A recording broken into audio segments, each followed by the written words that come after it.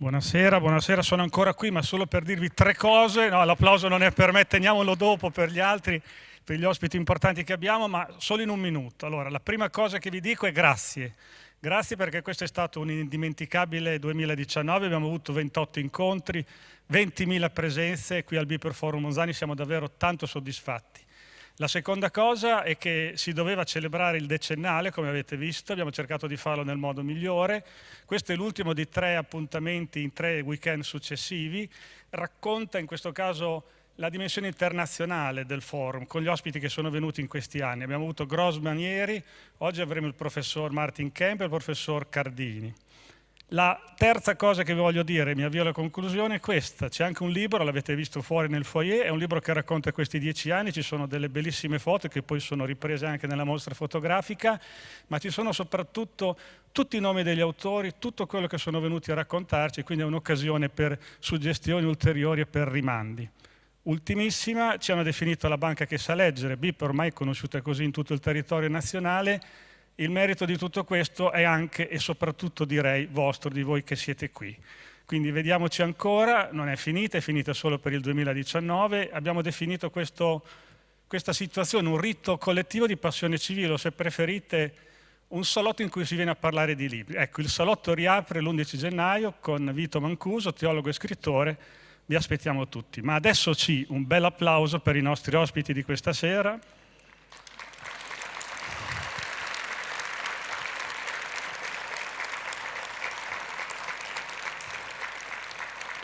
E quindi chiamo sul palco il professor Cardini che ci racconta Leonardo uomo e poi verrà il professor Kemp, Leonardo l'artista. Buonasera e a lei la parola. Grazie. Buonasera, io sono un supporto e voglio essere un supporto perché occasioni di questo genere non si ripetono più troppo spesso. Questo lo dico così professionalmente, come insegnante, come persona che ha a che fare con gli editori, che ha a che fare anche un po' con lo spettacolo. È difficilissimo mettere insieme poi in un inverno di domenica tante persone che sono qui per conoscere uno straordinario personaggio, anzi per la verità due, perché evidentemente voi siete qui per Leonardo, ma siete qui anche per Martin Kemp. Io non parlerò troppo di Martin Kemp, non ne parlerò quasi affatto, ne parlo solo per sottolineare che è un grande studioso e che come conoscitore di Leonardo è, direi, unico al mondo, non perché non ce ne siano altri altrettanto bravi, ma perché Martin Kemp ha al suo attivo una particolare capacità di vedere, di intendere, direi dal di dentro. Mi ero segnato una quantità di passaggi del suo libro, ma naturalmente non ne leggerò, sì, forse ne leggerò solo uno, tanto per cominciare, perché non voglio dimenticarmene, poi altri li vorrei leggere tanto volentieri, ma non ci sarà il tempo. Quello che voglio dire è che Martin Kemp ha non chiarito, difficile chiarire certe cose, ma indicato una chiave di lettura importantissima in Leonardo. Io non sono uno storico dell'arte, non sono uno storico dell'estetica, però non solo come fiorentino, ma anche come vecchio fiorentino, quindi come persona che ha fatto a tempo a vivere e a studiare negli anni 60, e che ha studiato con un collega e grande amico di Martin Kemp, con Roberto Longhi. Io ho imparato a guardare a Leonardo dal punto di vista dell'ottica di Longhi, che era un'ottica rigorosamente attribuzionistica, questo è Leonardo, queste sono le mani dei suoi allievi, gli allievi li poteva anche chiamare nome per nome, uno per uno, ma lo stesso del resto faceva con Giotto, lo stesso faceva con Botticelli, piuttosto che non con l'altro grande giocoliere dell'arte fiorentina del XX secolo, che era un pochino, per mia fortuna e non per mio merito, ho frequentato anche lui, che era Robert Davidson. Scusate, Robert Davidson, un grande storico tedesco di Firenze, ma non c'entra nulla, lapsus forse freudiano, lascio a voi cercare di capire in che senso lo sia, perché io non lo so. Volevo dire evidentemente Bernard Berenson. Bernard Berenson con la sua Villa e dei Tatti, che è stato un cenacolo per tutti noi, generosissima perché mantenuta dall'Università di Harvard e Massachusetts, quindi Boston, ci ha insegnato i valori tattili. Poi fra i due c'era una grande rivalità, anche se c'era anche amicizia.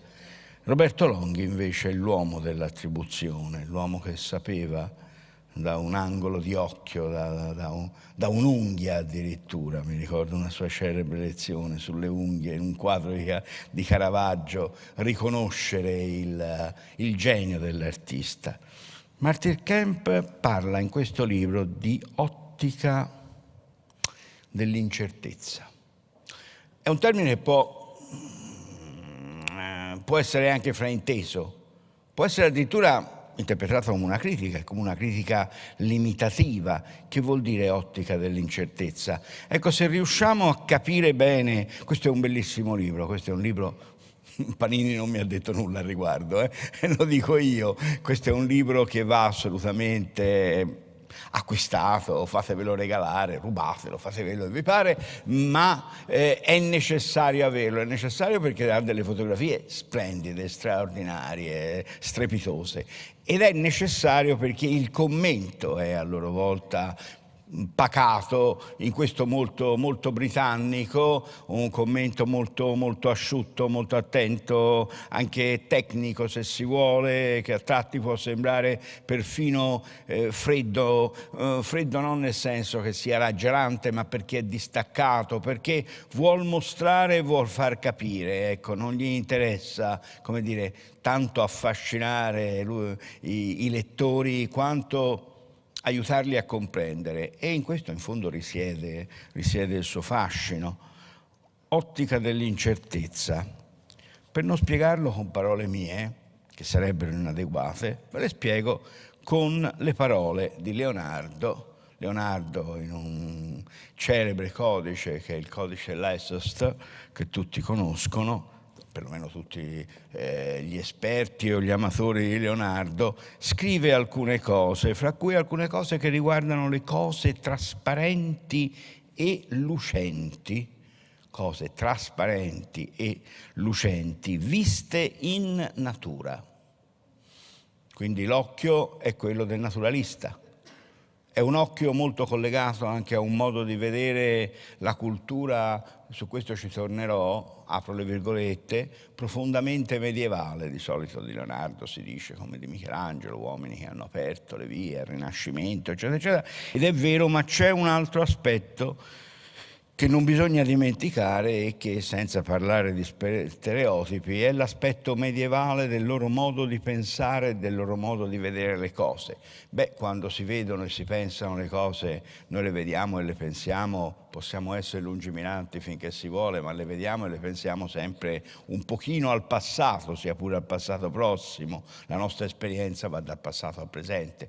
Quando guardiamo a grandi personaggi del passato, noi facciamo invece un'operazione che in fondo è inevitabile, può essere anche meritoria, però è rischiosa, perché vediamo queste persone dal loro presente al loro futuro, che poi è il presente nostro, e qualche volta in questo facciamo degli anacronismi anche gravi, perché li trattiamo sempre come dei geni precursori e ci dimentichiamo sempre di indagare invece sulle loro radici. Noi occidentali tendiamo a pensare che l'originalità è il contrario della tradizione, che il genio è il contrario delle radici, e questo non è vero. è forse vero il contrario. Ecco cosa dice Leonardo. Ricordatevi, ottica dell'incertezza. Ripensateci quando sarete a casa con questo libro e vedrete le immagini. Il pittore ti mostrerà le nebbie per le quali con difficoltà penetrano le specie degli obietti, i fumi più o meno densi, dico presentare le nebbie, presentare i fumi. Questo ti mostrerà i pesci scherzanti infra la superficie delle acque e il fondo loro. Il pittore disegna, dipinge, fa cose statiche. Questo sta dicendo invece che mostra dei pesci che guizzano. Il pittore lavora su superfici, ma lui parla di nebbia e quindi di quello che c'è al di là della nebbia. Parla delle difficoltà di immaginare cosa c'è oltre il fumo. Egli le pulite ghiaie con vari colori posarsi sopra le lavate arene del fondo dei fiumi, circondate dalle verdeggianti erbe dentro alla superficie dell'acqua.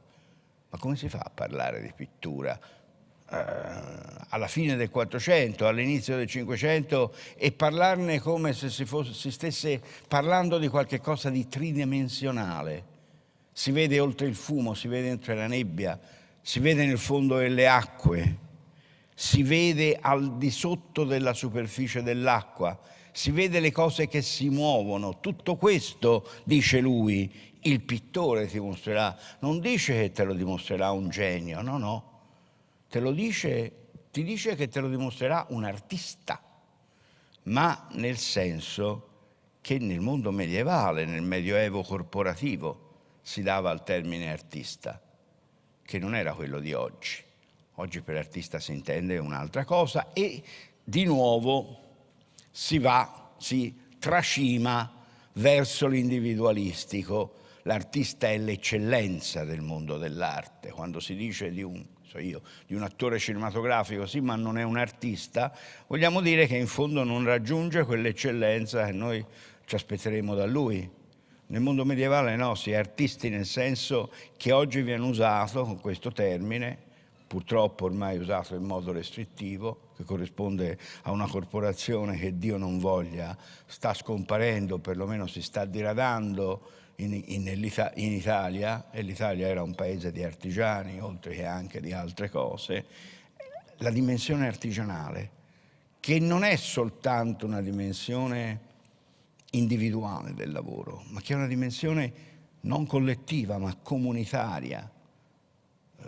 L'arte si apprende, e l'arte non nel senso di espressione dello spirito, ma nel senso di capacità di tecnica. La si apprende insieme con altri, si è compagni di altri e come compagni si guarda al maestro e il maestro interviene pochissimo nell'opera d'arte. Nel mondo medievale, non so, prendiamo Giotto che affresca il Ciro di San Francesco ad Assisi, noi diciamo Giotto. Giotto andava sulle incastellature, correggeva qualcosa, dipingeva il fondo di un occhio, dipingeva una mano, dava un senso a un sorriso, diceva un sacco di parolacce ai suoi allievi, dandogli di buoni a nulla, facendo un turpiloquio, e i frati si sarebbero ricordati poi per anni, eccetera. Turpiloquio mentre si fanno opere d'arte consacrate al sacro, ma è il paradosso dell'arte. Questo era il maestro. Se si dovesse dire in sintesi, poi Leonardo era tante altre cose, ma che cos'era Leonardo? Come che cos'era Michelangelo? Cos'era stato Donatello prima di loro? Sono uomini di bottega, sono uomini che lavorano in una comunità che deve trattare qualche cosa di straordinario, che può essere il sacro, può essere il bello, tutto pensato con le dovute maiuscole, per carità, ma ne deve trattare in modo ordinario, in modo quotidiano, lo deve lo deve far capire, lo deve comunicare. Ecco perché qualche volta quando vediamo queste grandi opere, tutto questo vale almeno per tutto il Cinquecento, forse per gran parte del Seicento, arriviamo forse all'inizio del Settecento, poi il discorso cambia, poi veramente la rottura che si è consumata magari nel corso del Quattrocento affiora definitivamente, la modernità è vittoriosa. Ecco, la modernità poi vince l'immanente, vince il particolare, vince quello che volete. Ma quando noi vediamo queste cose, vediamo, non so, la Vergine certamente il professor Kemp ve ne parlerà, perché è una delle opere pittoriche più belle di Leonardo e di quelle che a lui piacciono di più, dell'Annunciazione, che oggi è agli Uffizi e che ha una prova generale anche in una meno nota predella a un'opera che avrebbe dovuto, a una pala d'altare che avrebbe dovuto essere fatta e che fu fatta per una chiesa pistoiese. Quando noi vediamo il libro che Maria legge, ci possiamo immaginare che cosa legge Maria. Cosa legge? Legge un breviario cristiano, ma questo storicamente è impossibile. Eppure Maria, vi ricordate il grande tondo del Botticelli? Maria legge il Vangelo di Luca, legge il Magnificat, e tutto ciò è impossibile naturalmente. Eppure il lettore, il visore, lo spettatore di questo tondo capisce, non tanto che Maria potesse leggere il Magnificat, lo sa anche lui che Maria non poteva leggere il Magnificat, sarebbe stato scritto molto dopo di lei, ma capisce qual è il messaggio, come il pittore vuole che voi vi immaginiate la Vergine, vuole che voi ve la immaginiate mentre fa questa bellissima preghiera, una delle più belle preghiere sia mai stata scritta al mondo, Magnificat anima mea Dominum, eccetera, eccetera. Ecco, queste sono le cose che ci sfuggono. Ci sfugge il carattere anche comunitario dell'opera di Leonardo. Noi vediamo Leonardo e non vediamo tutto il resto, e tutto il resto è un resto che ci apparirebbe anche molto umile, molto quotidiano, qualche volta perfino volgare. Volgare perché è comune. E invece proprio da quella comunanza e da quella comunità, da quel comune sentire che nasce l'arte. E poi per il resto c'è qualcosa che per definizione è ineffabile. Certo, noi possiamo dire fin quanto vogliamo, Leonardo è stato alla scuola del ghirlandaio, ha conosciuto grandi personaggi, grandi artisti del tempo, è stato un uomo fortunato. Giovanissimo, ma si cominciava da giovanissimi, è entrato in Casa Medici. Io ho chiesto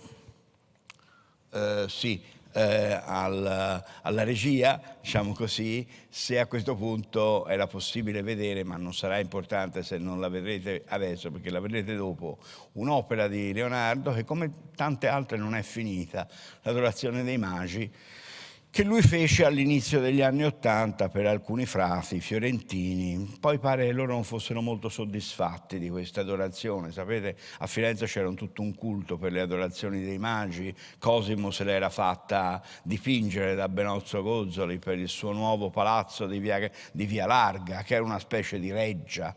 Un mercante del Quattrocento si faceva una reggia.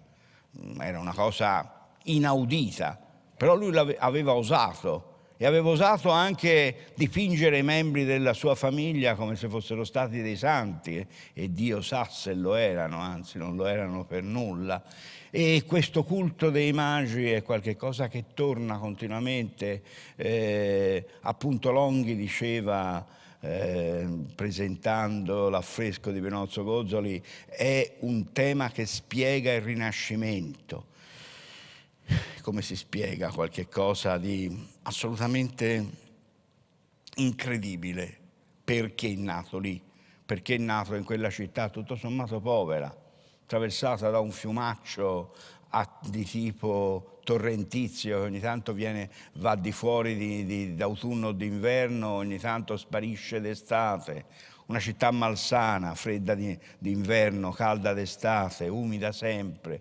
Una città dove sì, ci si raccatta un po' d'olio, un po' di grano, un po' di vino, ma niente di più. Come hanno fatto? La gente che viveva in questa città, fra l'altro una città cupa, violenta, di gente cattiva veramente, anche proprio malvagia qualche volta.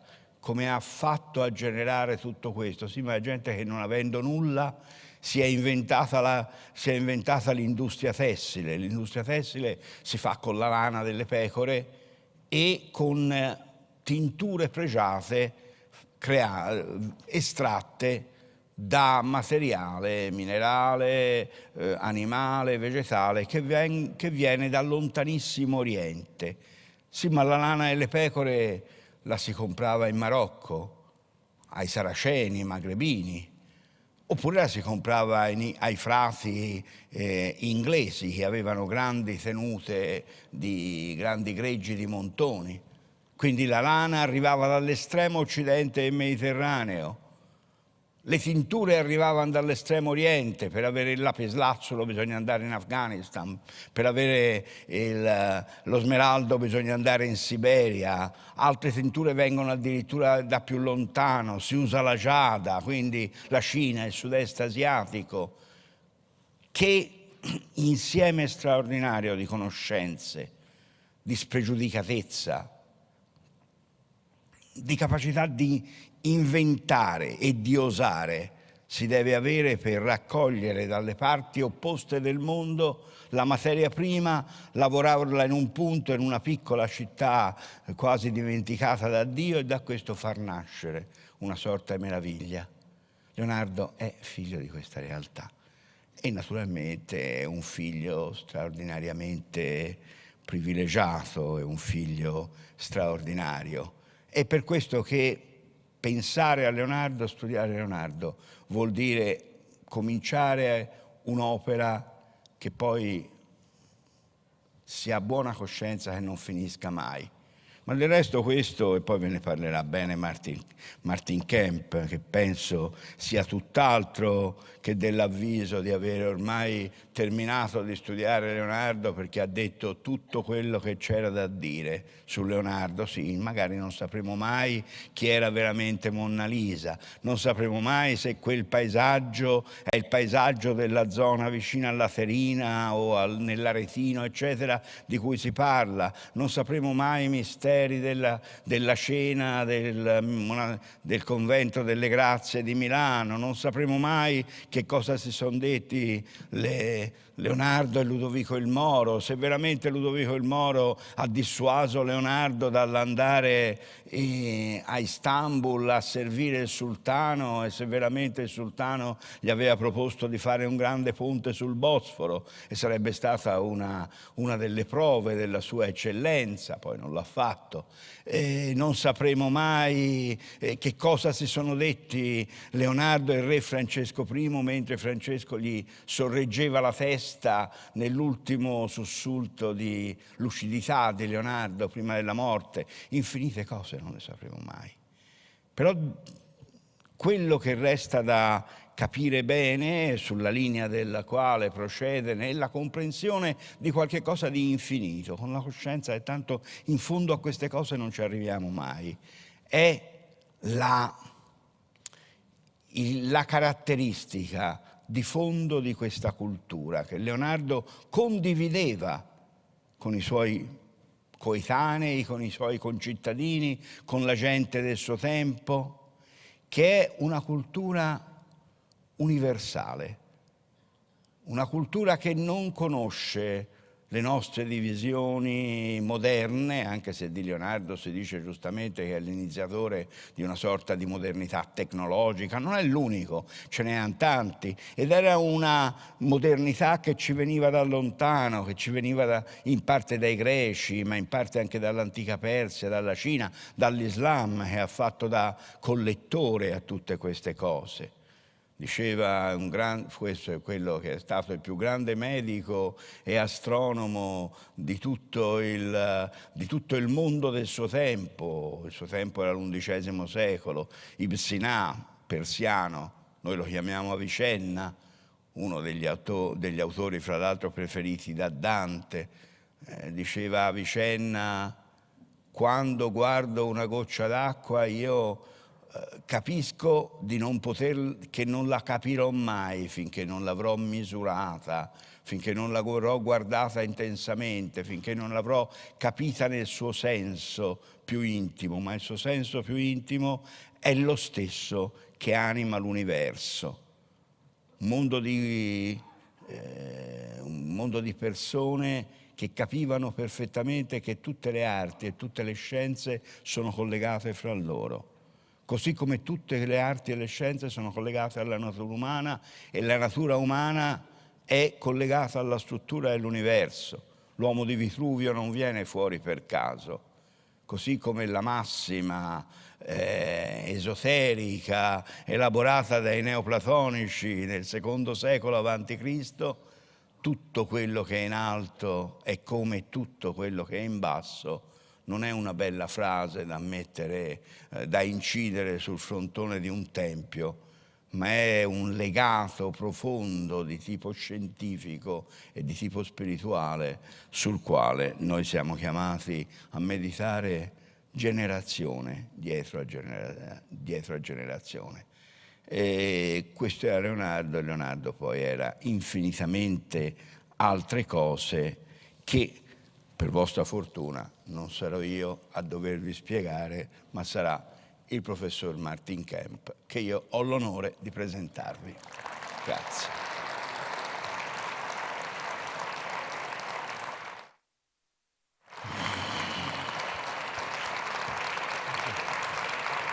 Thank you. Have a very good Leonardo.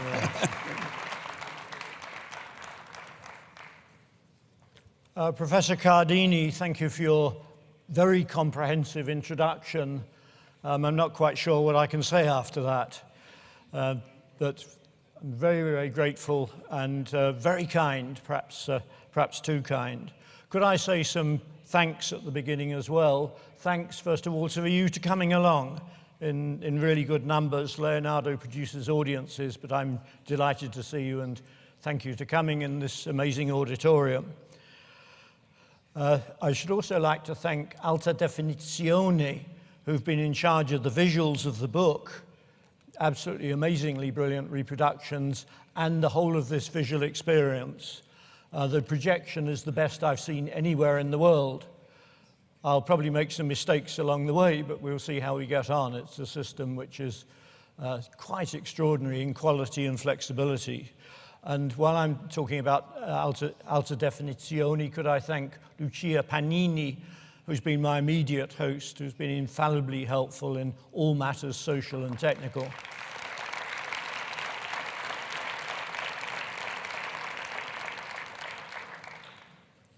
Could I also thank on your behalf Maurizio, who's doing the simultaneous translation.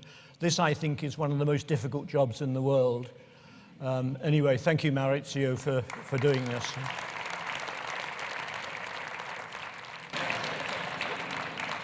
I was going to explain what I'm going to be doing. It's based upon the Leonardo by Leonardo book. By Leonardo, not only the images, but a lot of his words illustrating the paintings. But I'm selecting 4 paintings, and I'm going to tell the stories from the book Living with Leonardo, Cinquant'anni con Leonardo, published by Rizzoli, the Italian edition. So I'm going to be using the 4 of the paintings from the book, but telling the stories. And one of the things with Leonardo is the stories are always extraordinary. You're never surprised by Leonardo. I'm surprised what the surprises are, but I'm never surprised by what happens with Leonardo. He's just an extraordinary cultural figure. So I'm going to be combining, in a way, these 2 books. Just a little bit of a personal background. I started off in natural sciences at Cambridge, at Downing College, you have here. And I came from a family with no books, no pictures, no music, effectively. And I did science. I could do science. And I went to Cambridge and discovered this world of fine art, of museums. Ernst Gombrich was giving the Slade lectures one term. and going to the Fitzwilliam Museum and seeing great Renaissance paintings by Titian and others. It was very captivating. At Downing College, and I'm not sure whether an Italian audience knows both these people, John Cleese was doing the cabaret, John Cleese of Monty Python fame, and Trevor Nunn, who is going to go on to be the director of the Royal Shakespeare Company, was doing the plays. So I got an extraordinary education from my fellow undergraduates, very extraordinary. I played a lot of sport. I didn't do much science, but I learned a lot about French film, about Italian art, and about a whole range of cultural things. So the education was a broad one. I then went on to the Courtauld Institute to do postgraduate studies. At that point, it was in a Robert Adam house. It's now housed rather grandly in Somerset House. The Courtauld has an aristocratic air to it, an air of some grandeur as well as of great historical quality, great artistic quality, great art historical quality. But my natural home, in a way, was less the Courtauld, which was about works of art, about works of art, and about works of art. My natural territory was the Warburg Institute, which was about Kulturgeschichte, about cultural history. And I was naturally attracted, perhaps doing sciences, to this broader view of a holistic view of a particular culture. The qualities of these are embedded in the persons, the directors at that time. On the right is Anthony Blunt, Sir Anthony Blunt, director of the Courtauld Institute, keeper of the Queen's pictures, as you see him here, and of a greatly aristocratic air, turned out to be a communist spy, a spy for communist Russia. Very extraordinary. He was confessing when I was a student there. Ernst Gombrich, on the other hand, a Jew from Vienna, one of this great exodus of these heroic figures from Central Europe who escaped from the clutch of the Nazis. These were my heroes, these people who really had faced the problems of not being able to say what they think. Very straightforward, immensely learned, and with a great sense of Kulturgeschichte, of this cultural history. So that was my particular background. And Ernst Gombrich plays a role in how I got into Leonardo. I was approached by a young TV director, whose name I've forgotten, to help him with a television program. He'd obviously asked Gombrich, and Gombrich had said no because the program wasn't to be transmitted. It was just a learning program. He'd approached John Shearman, who I studied with, who said no, and somewhere or other it came down to me. And he said, would I help him with this program? And he was doing Leonardo's water drawings. An odd choice, and I don't know why he made it. But I said yes without knowing how. Ernst Gombrich lent us his paper, unpublished, on the form of movement in water and air. And having done some science and being reasonably fluent in scientific vocabulary and ways of thinking, I read the Gombrich paper and I thought, I know what's happening here. And Ernst had got one or two things wrong, which was greatly consoling, and gave me an entree into Leonardo studies. I'd kept clear of Leonardo, who looked too big and difficult. But this young television producer took me into Leonardo studies. And I thought, where do I start? Natural sciences at Cambridge. The obvious place to start is with the anatomical drawings, particularly with this amazing series in 1489 of the skull studies. These remarkable sections of the skull. Nobody had drawn a skull like this before. The vertebral column is schematic, it's just indicative. But this extraordinary observational attack on the skull through sectioning, looking for the proportions of the skull. These were generally described in the literature as bits of descriptive anatomy. What I got a hint of was these are being done about the same time as the Last Supper a few years later. And I was beginning to think, what is the relationship between the skull and the Last Supper? Obviously, we can look in on the images and say, well, it's pretty obvious that the skull will help with looking at the structure of the face. That's fairly orthodox, but I thought it's actually missing the point. The point is that Leonardo wished to understand what went on in the brain.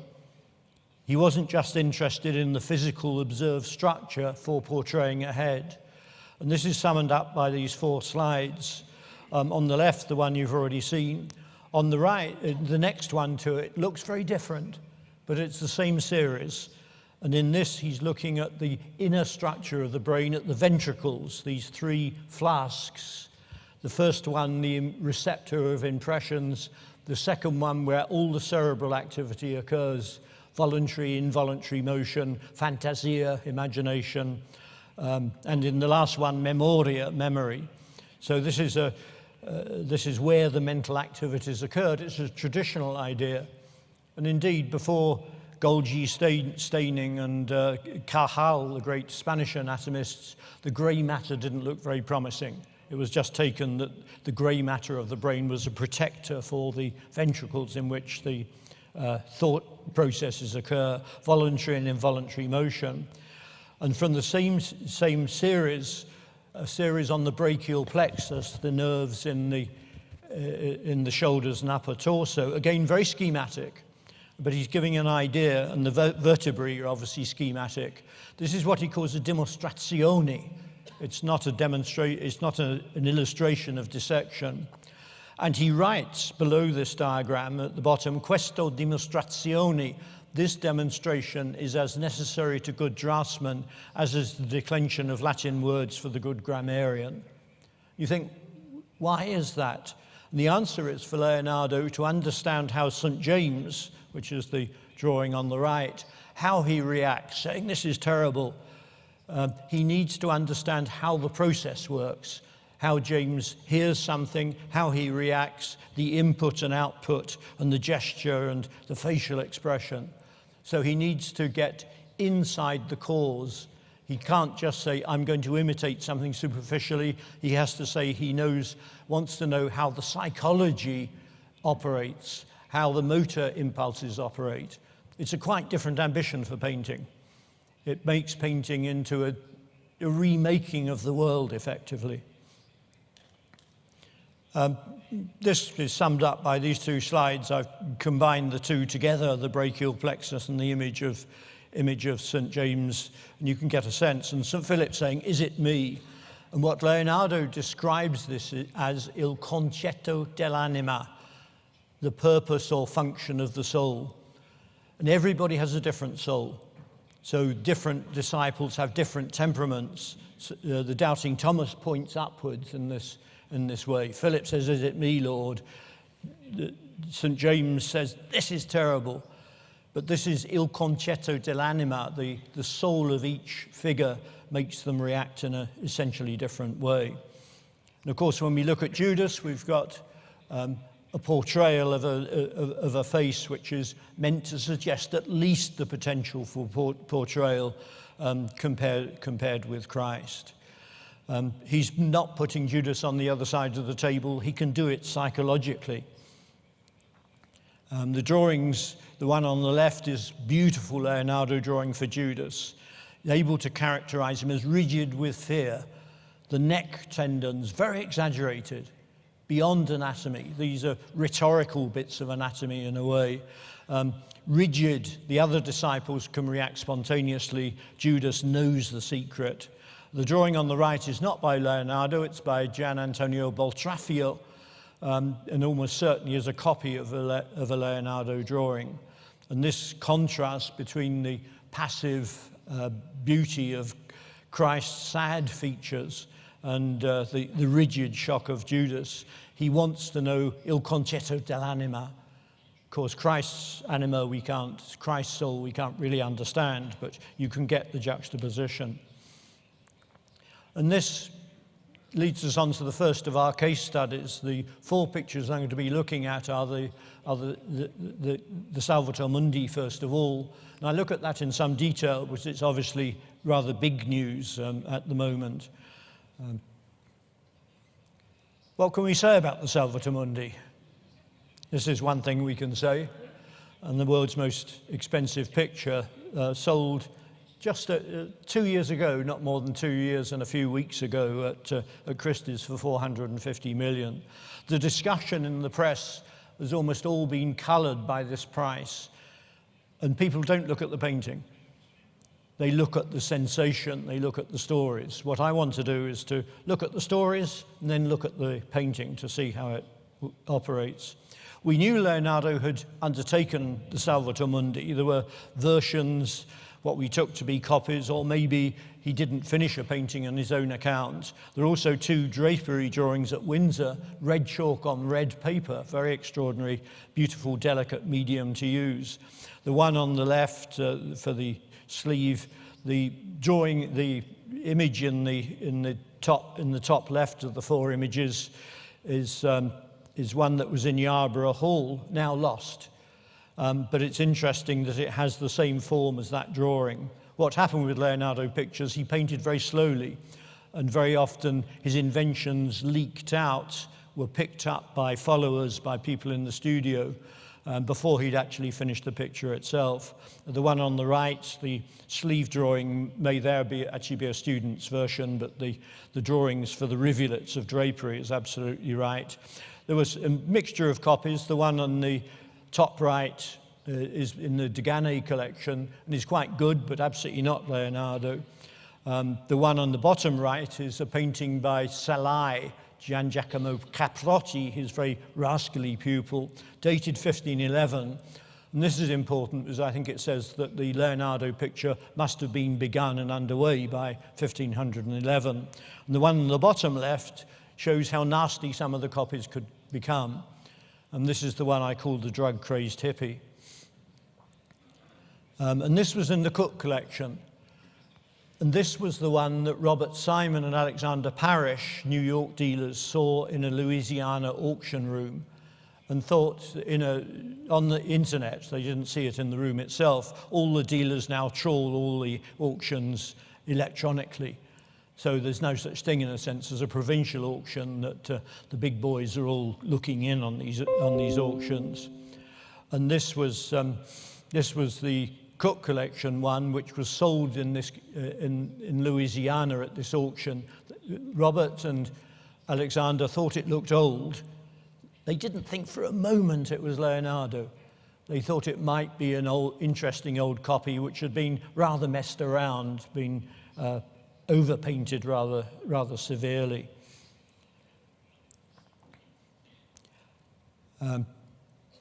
Anyway, this is the picture which I then encountered in the National Gallery. Nicholas Penny wrote to me and said, "We've got this picture in the National Gallery, which we think is by Leonardo." So I went to the National Gallery and saw it in the laboratory.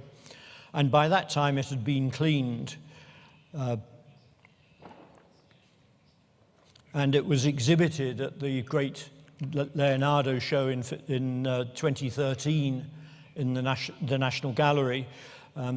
All the tickets had sold out by the first day, and people queued for day tickets. And Leonardo tickets were selling for more than Bruce Springsteen concerts on the black market on the internet. Extraordinary. The Louvre the exhibition has been popular, the one that's now on, but nothing like as popular as the London one, which, as you can see, it's like waiting for Wimbledon tennis. They're waiting in cold and miserable weather to get in to see Leonardo. What then happened was that the picture was sold by the dealers. There were then 3 dealers involved, including one called Warren Adelson, and it was sold by Yves Bouvier, who was king of the free ports. He owns a number of these great storage facilities around the world, very fortified facilities where you can sell pictures without tax. Switzerland is the chief base of those, but there are other ones around the world. Bouvier was the great runner of free ports, and he knew what was in the free ports, and he used that knowledge to sell pictures. And he sold a whole series of pictures to the Russian tycoon Dmitry Rybolovlev. Made his money from fertilizer, not least, owns Monaco Football Club. He's big league, big oligarch. And he sold a whole series of paintings, including Jackson Pollock to Yves Bouvier sold a whole series of paintings, including Jackson Pollock's to Rybolovlev. And Rybolovlev found out at a party in Monaco the amount that Bouvier had been paying for the paintings. He found out that the markup on the Salvator Mundi was something like $30 million. He assumed that Bouvier had been operating on the normal dealer's percentage. And he was so disgusted by this, he decided to sell the pictures which Bouvier had been selling to him at huge additional cost, huge markup. And it was then auctioned at Christie's, as we know, for 450 million. And I was told authoritatively by Christie's it was going to Louvre Abu Dhabi, bought by the Department of Tourism and Culture in Abu Dhabi, in this great museum by Jean Nouvel, the most exciting new museum design I've seen. But it wasn't going there at all. And it is now completely unclear where the picture is. If anybody knows, I'll treat it in confidence. The picture itself, let's look at the picture itself. As I say, it's tended to be obscured by the story. And the story is remarkable in itself, but doesn't tell us about the picture. First of all, when it was being restored, we had signs that there was original design work going on in the picture itself. For instance, the thumb was originally more tucked in. And all the copies have the straighter thumb. None of them have the bent thumb. This is not conclusive evidence that Leonardo painted it, but it is an enormous help to say there is a pentimento, there is a change of mind there, there is a regret, as it were, which Leonardo has adjusted, made this small adjustment to the picture.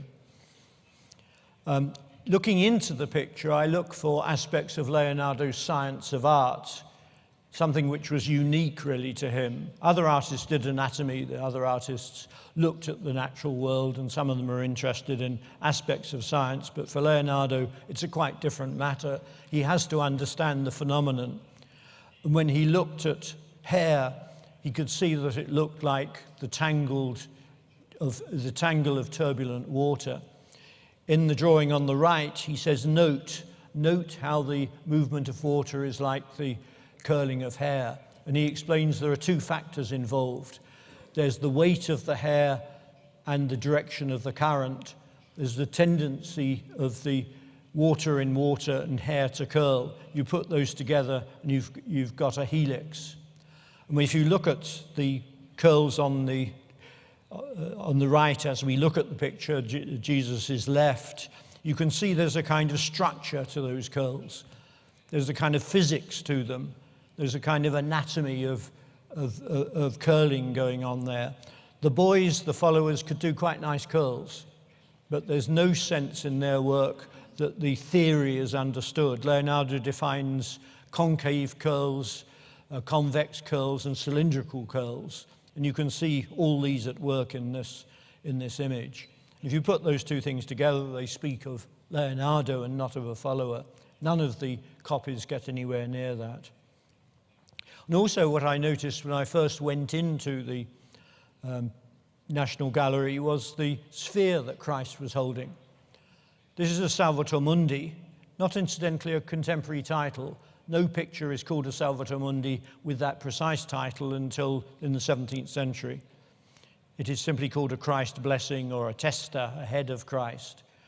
So the Salvator Mundi is in a sense anachronistic as far as Leonardo is concerned, but let's carry on using it. He is shown as savior of the world, of the mundus, and he generally holds a brass sphere, sometimes a glass sphere, sometimes one with a landscape inside it. This, on the other hand, and I'd done some geology at Cambridge, I recognized as rock crystal. And rock crystal with inclusions, that's to say little gaps. They're very different from bubbles in glass, which are spherical and regular. These are little irregular ones painted with a little bit of highlight and a little comma of impasto, beautifully painted. On the right is a little pebble which I bought in a shop of rock crystal with inclusions. Leonardo's not simply playing a game of this, he's altering the meaning of the Salvator Mundi. Because once this is rock crystal, or it's crystal, it's the crystalline sphere of the heavens as defined by Ptolemy. So he is not just savior of the world, he's savior of the cosmos. And in terms of the meaning of the picture, of course, Christ and God and the divine realm is outside this finite world. So he is standing outside the universe, the fixed universe, the finite universe of Ptolemaic cosmology. And none of the copies get this. They imitate it to a degree, but none understand that this is a portrayal of rock crystal. We know Leonardo was very interested in these semi-precious minerals, and in the book which I'm publishing on the Salvator Mundi with Robert Simon and Margaret Dalival, I look at his interest in these semi-precious materials. There are other scientific aspects of the Leonardo, and indeed Professor Cardini spoke about this, the optics of uncertainty. After 1500, Leonardo began to read quite extensively the more technical books of optics, of perspectiva in the Latin sense, particularly coming from the Arab tradition, the tradition of Ibn al-Haytham, or al-Hazan, as he's called in the West, and al-Kindi. And what they advocated, particularly Ibn al-Haytham, was that vision was very complicated.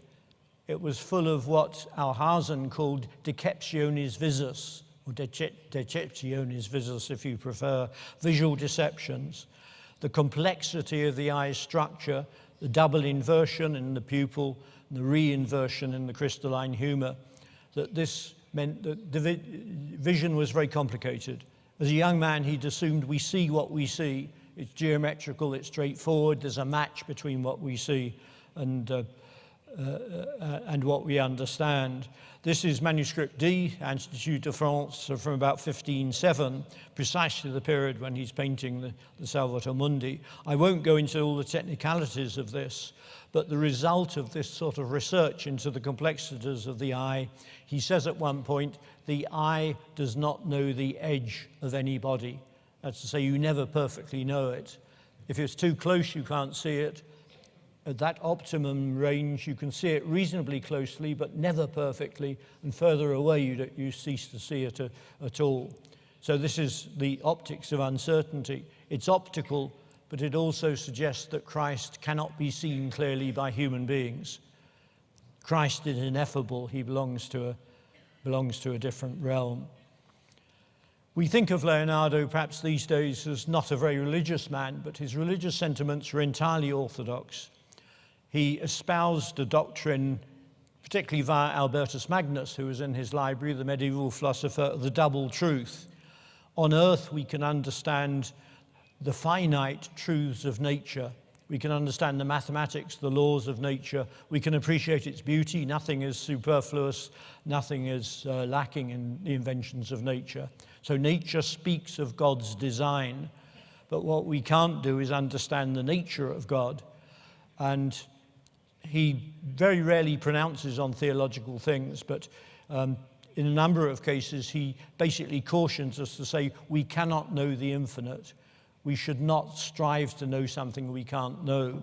And one of the things he says is, the definition of the soul I leave to the minds of the friars, father of the people, who by inspiration possess all the secrets. I let be the sacred scriptures because they are the greatest truth. But they are not truths which are they're consistent with the truth of nature and God's design of nature, but they're not truths that we can unravel on our own behalf. We can see this kind of thing instinctively in one of Leonardo's earliest pictures, the Adoration in Florence. You've got this sense of the extraordinary reverence of nature. It's not philosophical at this point, it's intuitive. The wonder of nature, the fecundity, the vigor of natural growth. We've got passages of seeing, that we can see these things very sharply in the botanical foreground, and then he's got this optics of uncertainty, not as a theory at this point, but as an instinct. So he's allying his pictorial instincts in an extraordinary way with the later science of art as he develops it. Are these things about theology? Are they about optics? Are they about painterly effects? Are they about imagination, about fantasia? They're all these things simultaneously. It's not that one influences the other.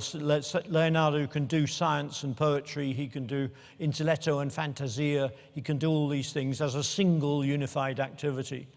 And it's one of the things that makes his notebook so extraordinary, that we tend to look at diversity, but in fact there's a great inner unity at work there.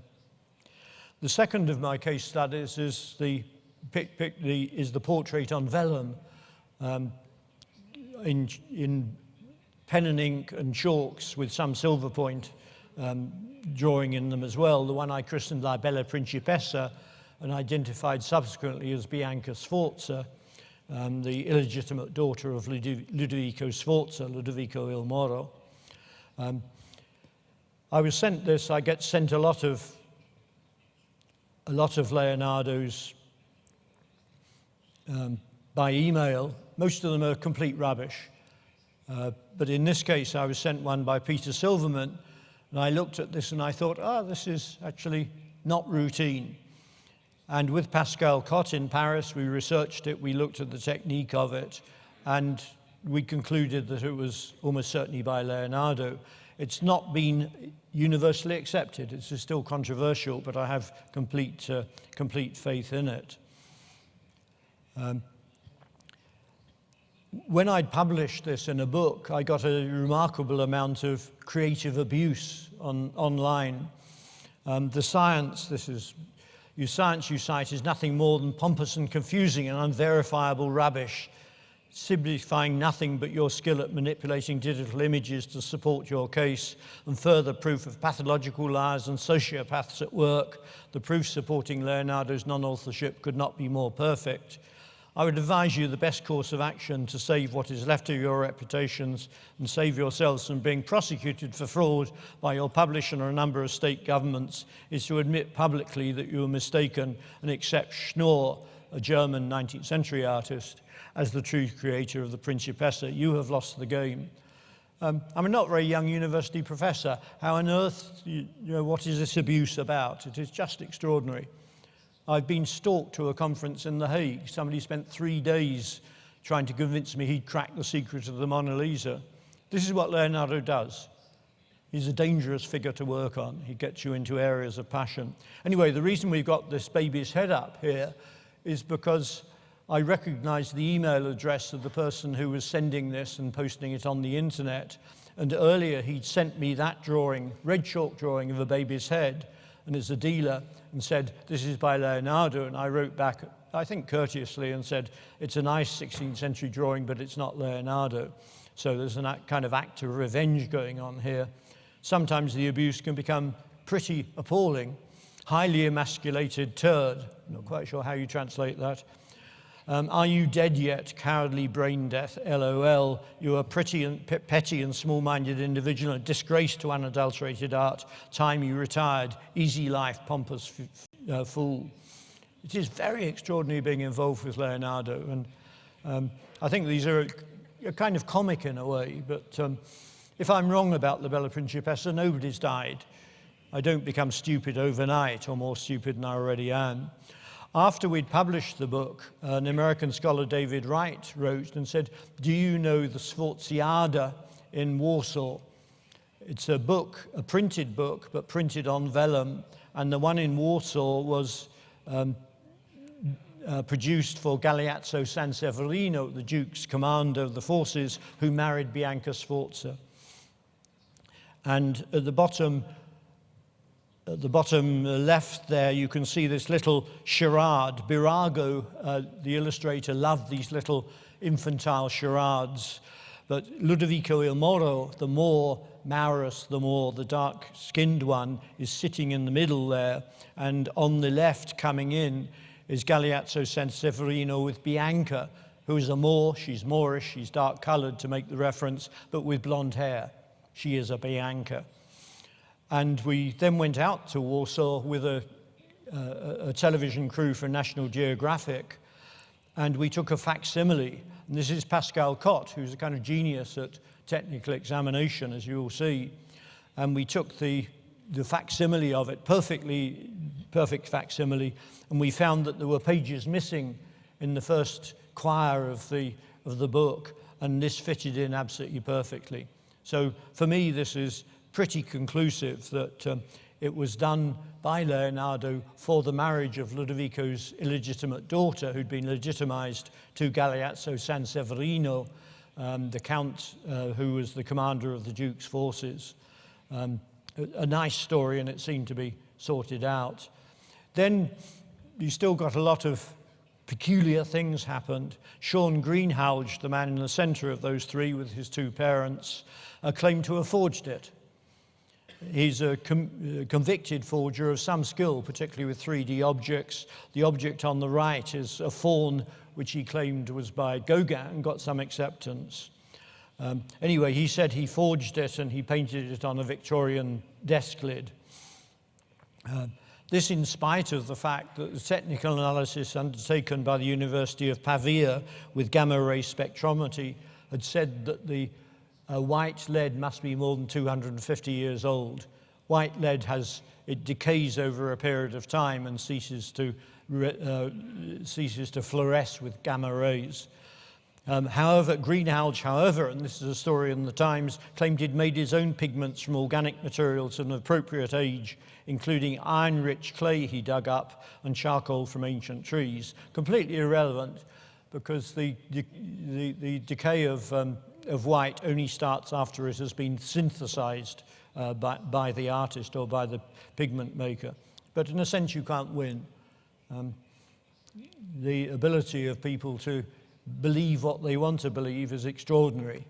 I hope that's not happening to me, but I have to obviously allow for that possibility. One of the problems with La Bella Principessa, or the portrait, is that it's been sent round to commercial exhibitions.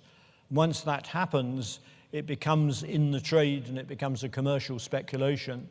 And art historians rather cease to take it seriously. Here it is arriving in Japan, looking like a kind of something out of Star Wars in a fortified box. But exhibiting it around the world in these commercial exhibitions has done it no good at all. It means that it becomes a commercial speculation. Though there is evidence it's being taken more seriously. Layla has got a competitor here, and Darth Vader is clearly recognizing La Bella Principessa as the real thing. Anyway, this is the picture. I think it's very beautiful. I think it fits well into the book. It's consistent with the making of that vellum book for the marriage, to celebrate the marriage. There's an element of sadness to this.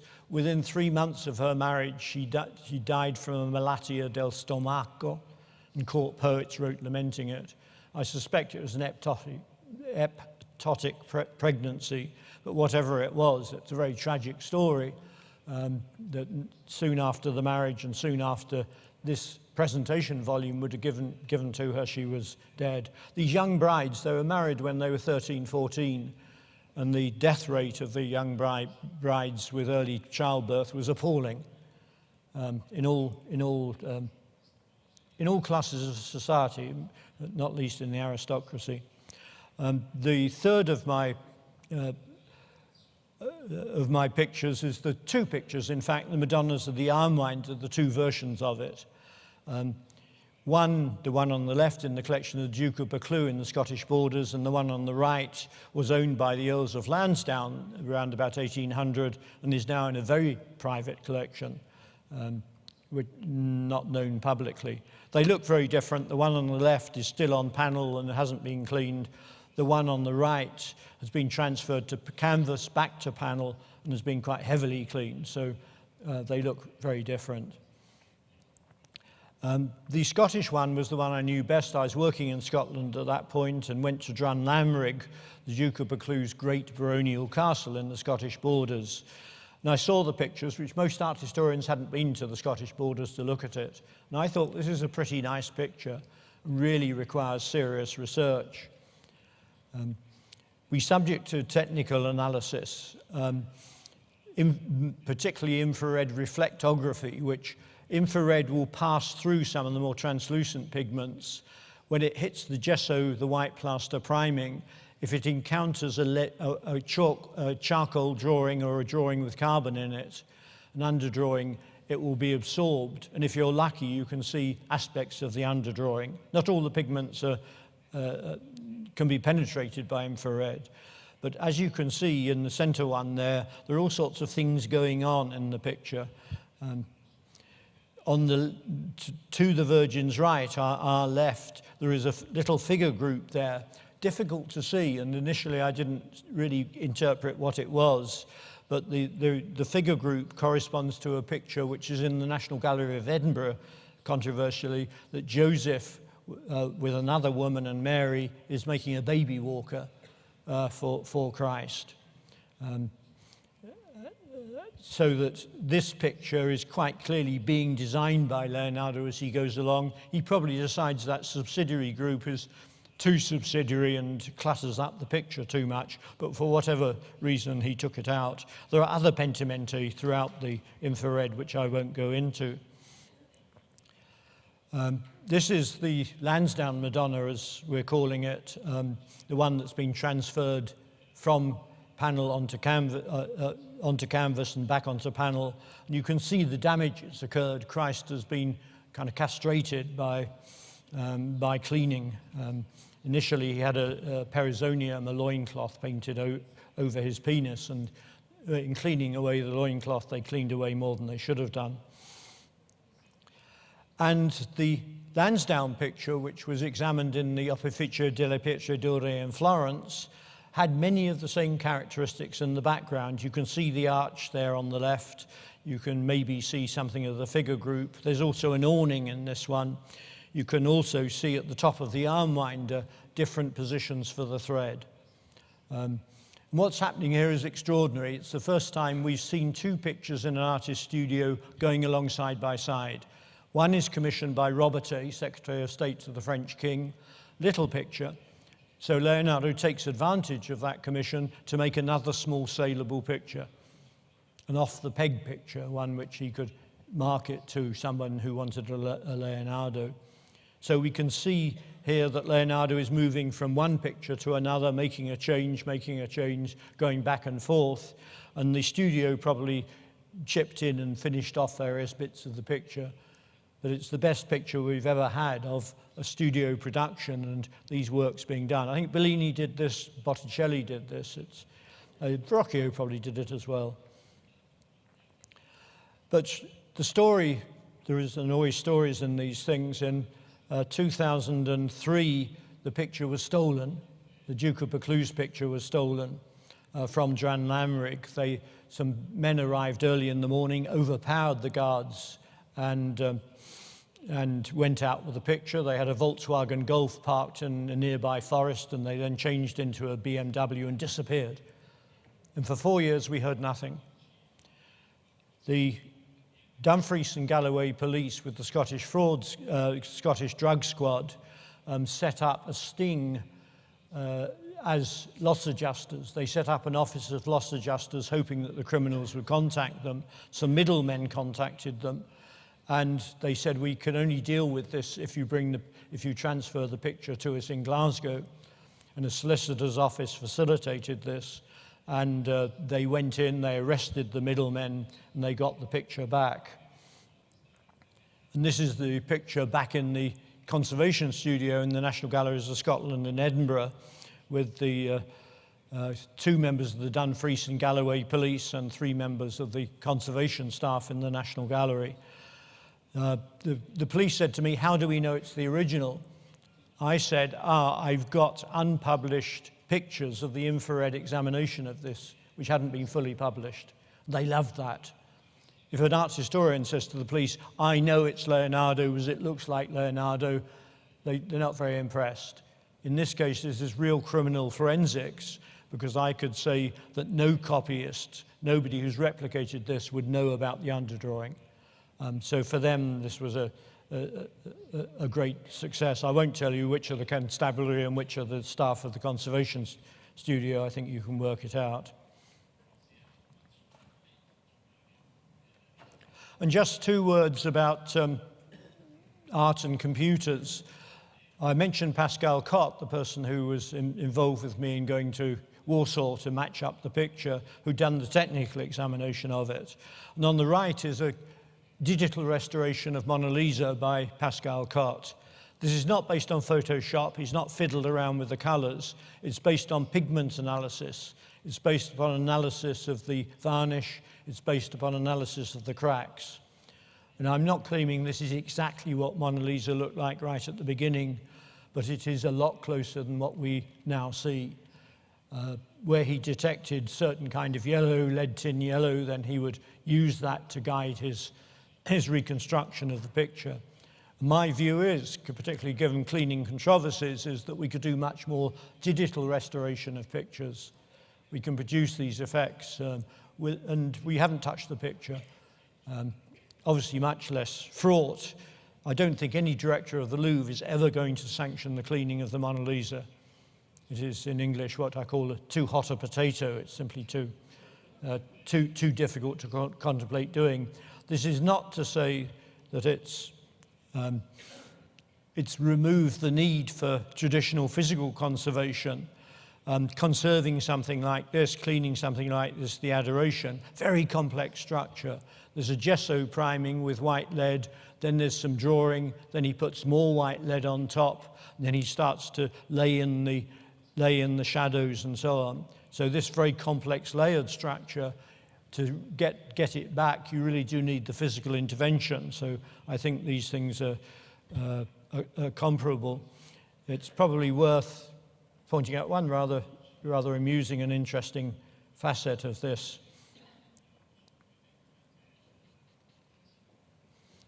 Which doesn't appear in the, let me get this right. What I hope you can see more or less now in the middle of the screen is a bit of an elephant. Not visible readily in the picture before it was cleaned. What's it doing there? It's out of scale.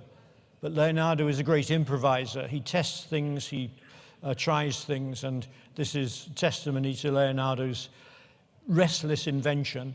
Most artists can see 2 or 3 possibilities. Leonardo can see 100 possibilities in every picture. Anyway, the little elephant is rather charming there. That's good, yeah.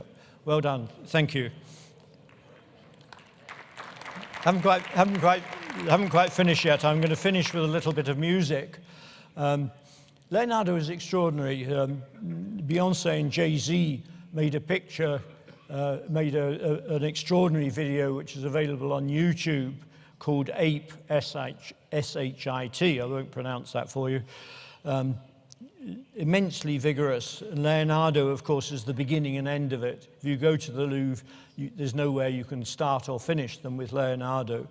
They also looked at the Winged Victory of Samothrace with a wonderfully choreographed dance routine, which again you can look at. You may think an aged professor shouldn't be looking at Beyonce and Jay-Z, but I thought this was very extraordinary in visual terms. And of course it's Leonardo to whom they return. And from my point of view, I've been involved in a musical exercise of a rather different nature with the early music group in Britain, the vocal group I Fagiolini. Robert Hollingworth, the director, was and is very skinny, so he gained the name Fagiolino, and the group is now called, rather perplexingly for Italians, I Fagiolini. And we did a homage to Leonardo with music which we felt went with the pictures. We didn't do literal archaeological reconstruction of music Leonardo knew, though we did have one piece by Josquin des Prez, who he would have crossed his path in Mantua. And the the shaping the invisible comes from the paragoni, la musica non ha de essere chiamata altre che sorella della pittura, the sister of painting, based upon the notion that music had a mathematical base in harmonies, as painting did have a mathematical base in perspective, proportion, and so on. This is the I Fagiolini, rather irreverently posed as the Last Supper, with distinctly non-vegetarian food, I have to say. And I'll give you the piece of music, and this is a nice way to finish, the piece of music which we allocated for the Salvator Mundi. It's not Italian, it's by Thomas Tallis, the great Elizabethan composer. So he worked on instinct of pieces of music that really seemed to work with Leonardo, these most demanding of images. Anyway, this ends the talk, I hope, on a very melodious and rather beautiful note. Anyway, this is Thomas Tallis, or should be with any luck, Thomas Tallis.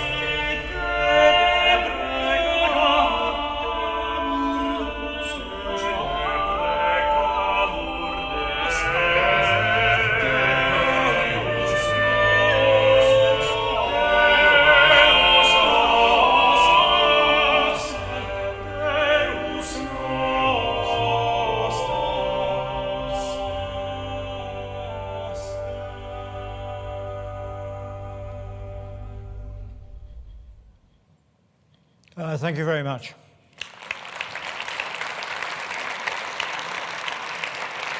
Thank you.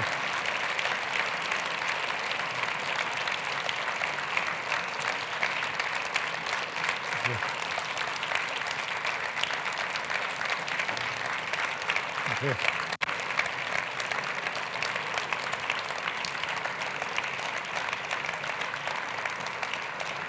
Thank you.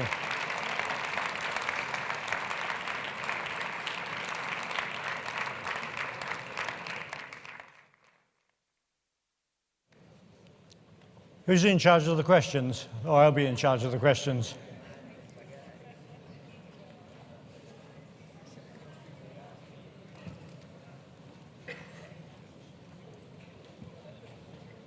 I'm happy to answer questions. I'm also happy not to answer questions.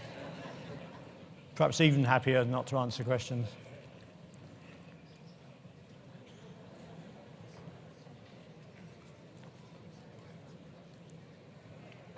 There's some questions at the back, is it?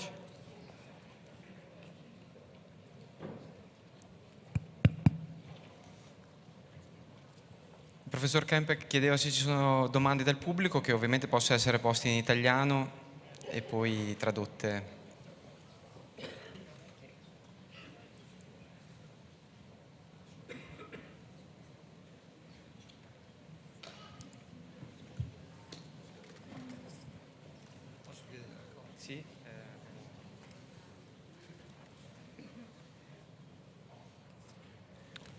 Buonasera. Thanks, Mr. Kemp, for everything, for this wonderful lesson. I'm going to ask this in Italian, so I don't make mistakes. Com'è misurarsi tutta la vita con un grande artista? How do we measure the life of a great artist? I can dodge that question in a way of saying that Leonardo would not have recognized the question in isolation from all his other activities. Artist is actually not a 16th century term, not a 15th century term, and scientist not a 16th century term. So he would say to you that not art, but painting is a science, a scienza, that's to say a systematic body of knowledge. Building a flying machine is a scienza, and he's remaking nature. So Mona Lisa is essentially a remaking of the woman in the body of the earth in relation to nature. The flying machine is remaking a bird in terms of the laws of nature and how it works. So in a way, he's operating in a different way. We think of him with perhaps Michelangelo, maybe with Raphael, whose 500th anniversary is next year. But in fact, he is a quite different kind of creative figure, because he wants to understand everything that's going on underneath nature. Raphael is a wonderful teller of narratives, a wonderful teller of human stories. Michelangelo is a great excavator of divine matters through his own mind, his own soul. With Leonardo, he wants to be a second nature in the world. He says, I want to be, the artist should be a second nature in the world.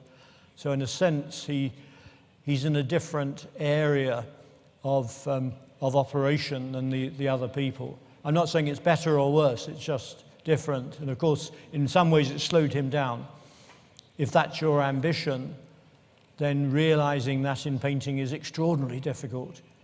He sets a kind of impossible agenda for the painter, that every picture should be a remaking of nature, reflecting optics, reflecting geology, reflecting anatomy, reflecting psychology, reflecting the poetry of the subject, the poesia of something like The Beloved Lady, and the theology of sacred composition. So it is an extraordinary ambition. And I think one reason Leonardo continues to attract us is because it is so multivalent, if you know that word. It has so many different connections and meanings. So I think, and the price for the picture, I think, is not the price for an old master painting at $450 million. It's the price for Leonardo. It's the price for buying into this most extraordinary of all cultural figures. Yeah.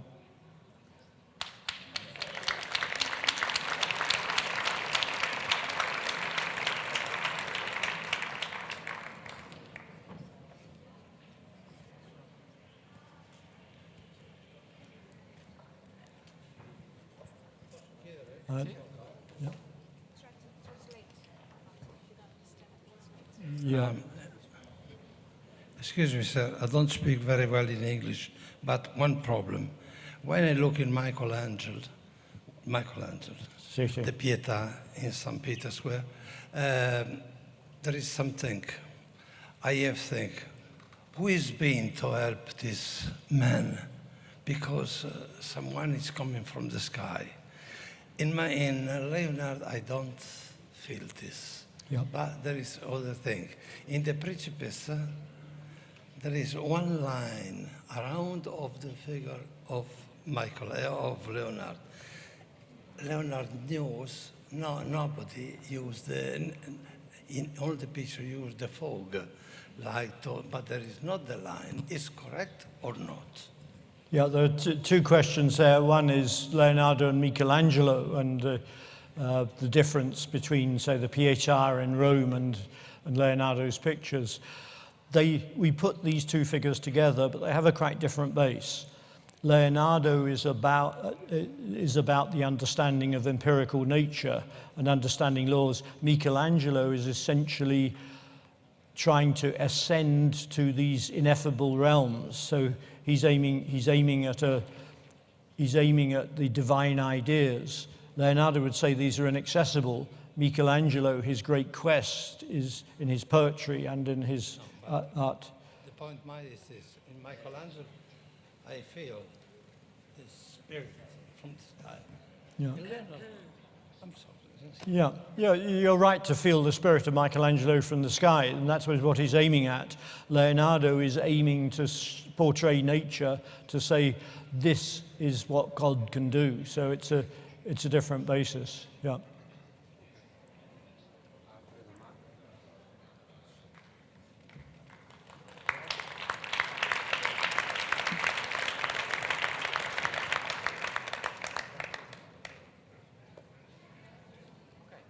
I should say I'm very happy, if anyone's got any questions afterwards, I'm very happy to meet within reason. And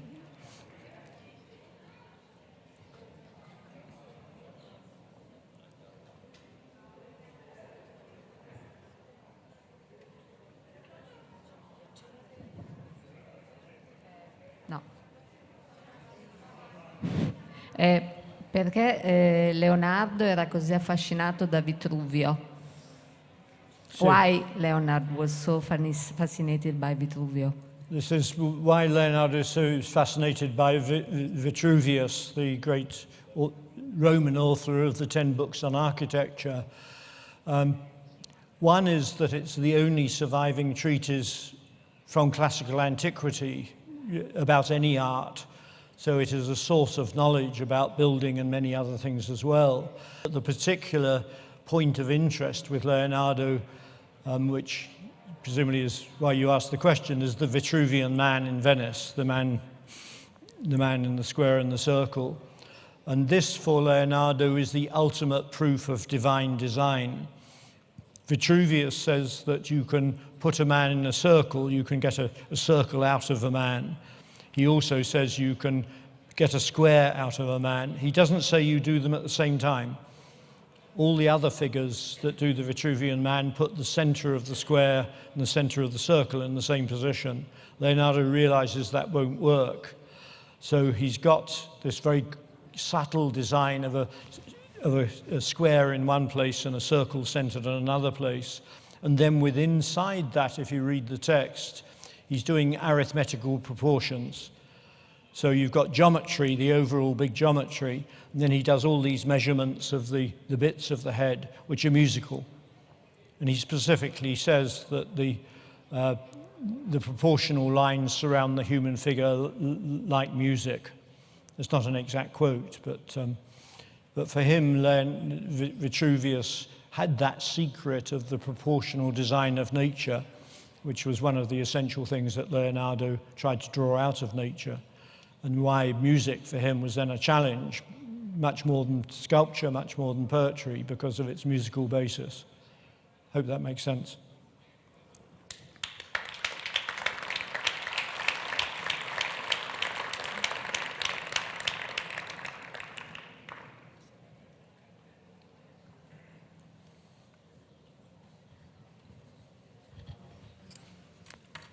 Professore, buonasera.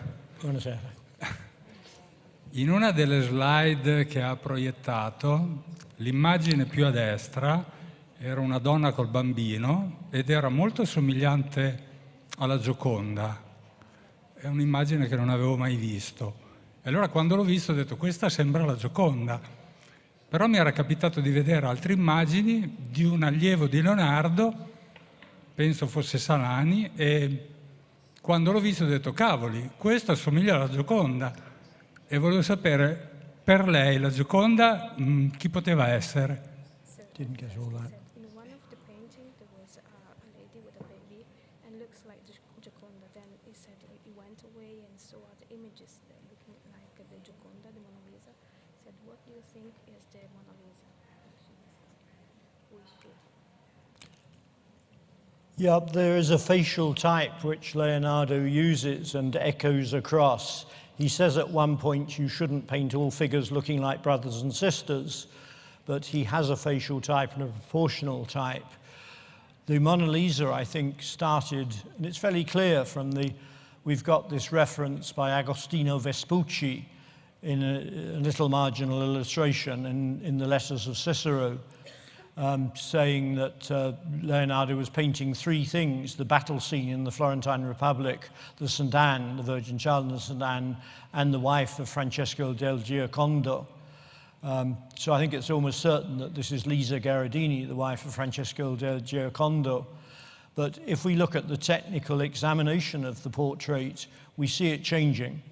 And it changes, to my mind, into what I call a universal picture. It ceases to become a functional portrait, and it becomes something into which he puts all his knowledge of art. And one of the signs which would confirm that is Mona Lisa is a bourgeois Florentine woman of no particular interest outside her own family. But it's copied and copied and copied. And it's copied because it's an amazing picture, not because she's a famous person. Portraits of aristocrats, kings, the Destes of Ferrara, were copied and copied and copied and sent round. But in case of Lisa Gherardini, this becomes a famous picture independently of the sitter. So it matters who the sitter is, but ultimately it's not a portrait of her at all. It's an image of a lady with her body in the body of the landscape. So it's a kind of universal picture, I think, rather than just a portrait. Molte grazie professor Kemp, grazie veramente, molte grazie professor Cardini. Solo per ricordarvi che Alta Definizione è una società specializzata in acquisizione di opere d'arte, di immagini di opere d'arte. Come avete visto questa sera, alcune immagini erano zoomabili, no? Il professore ha potuto ingrandire a piacimento fino al dettaglio minimo. Questa operazione potete farla anche voi sul sito di Alta Definizione e in particolare troverete l'immagine dell'Adorazione dei Magi, così come l'avete vista confrontata alla fine, in cui compariva il piccolo elefantino che dopo il restauro è comparso. E lo potete fare tramite questo sito internet e anche inquadrando il QR code. Tutte le immagini invece che avete visto sono presenti nel libro. Non mi rimane che ringraziarvi per essere stati qui fino a questa ora e alla prossima. Arrivederci.